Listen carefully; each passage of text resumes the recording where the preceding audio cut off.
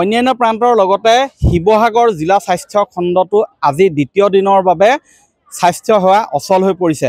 কাৰণ NSMৰ কৰ্মচাৰীসকলে বিভিন্ন দাবীৰ সমৰ্থনত শিৱসাগৰ জিলা যুটীয়া স্বাস্থ্য সঞ্চালকৰ কাৰ্যালয়ৰ চৌহদত কৰ্মবিৰতি আৰু অৱস্থান ধৰ্মঘট কাৰ্যসূচী অব্যাহত ৰাখিছে। আজি দ্বিতীয়টো দিন মই দেখুৱাইছোঁ শিৱসাগৰ জিলা যুটীয়া স্বাস্থ্য সঞ্চালকৰ কাৰ্যালয়ত তেওঁলোকে এই NSMৰ কৰ্মচাৰীসকলক সমান কামৰ বাবে সমান মজুৰি তথা সমহাৰত দৰমহা প্ৰদান কৰা, পেঞ্চনৰ ব্যৱস্থা কৰা, স্বাস্থ্য বিভাগৰ যিবিলাক স্থায়ী খালী পদ আছে সেইবিলাকত NSMৰ কৰ্মচাৰীসকলক স্থায়ী নিযুক্তিৰ ব্যৱস্থা কৰাকে ধৰি বিভিন্ন দাবী উত্থাপন কৰি এইদৰে আজি দ্বিতীয়টো দিনৰ বাবেও জিলা যুটীয়া স্বাস্থ্য সঞ্চালকৰ কাৰ্যালয় চৌহদত অৱস্থান ধৰ্মঘট কাৰ্যসূচী ৰূপায়ণ কৰিছে।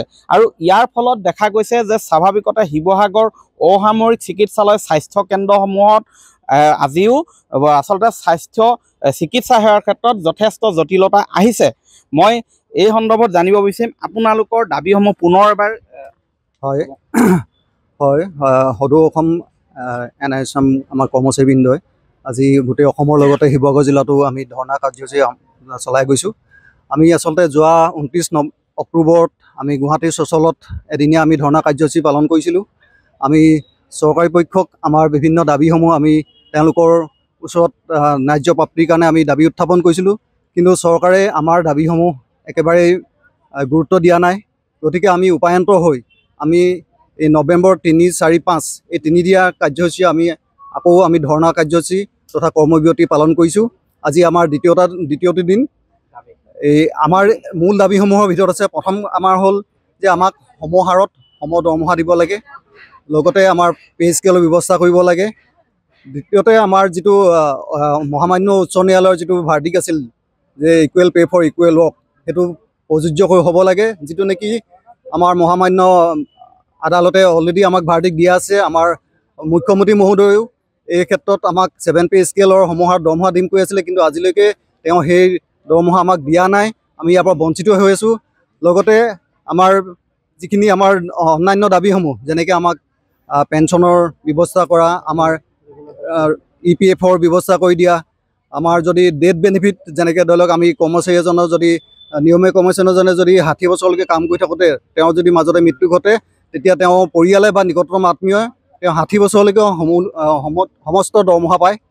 হয়, এইবিলাক হৈছে দাবী তেওঁলোকৰ। মই আৰু এগৰাকীৰ ভাষ্য ল'ম।